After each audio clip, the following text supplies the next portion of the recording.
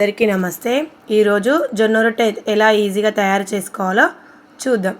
ముందుగా ఒక బౌల్ తీసుకొని అందులో ఒక గ్లాస్ వాటర్ తీసుకోవాలి. అది బాగా బాయిల్ అయిన తర్వాత ఏ గ్లాస్ తోటి అయితే మనం వాటర్ తీసుకుంటామో అదే గ్లాస్ తోటి పిండిని తీసుకోవాలి. ఇది ఒకటే మెజర్మెంట్ మీరు గుర్తుపెట్టుకోవాలి.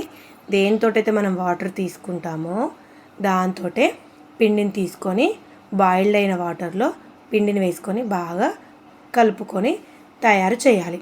ఈ వీడియోని చూస్తూ ఉండండి, మీకే అర్థమవుతుంది. ఓకే,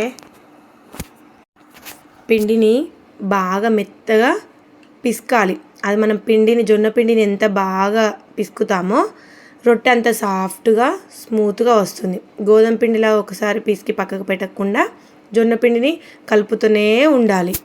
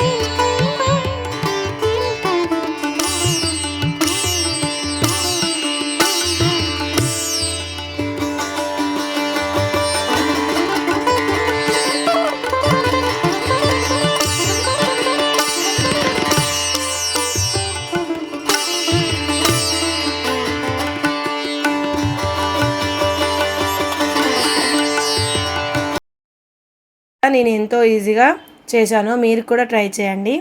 నా వీడియో మీకు నచ్చినట్లయితే లైక్ చేయండి, షేర్ చేయండి. మీకు ఎలాంటి వంటకాలు కావాలో కామెంట్ చేయండి. మరిన్ని వీడియోల కోసం నా ఛానల్ని సబ్స్క్రైబ్ చేయండి. Okay, bye, thank you.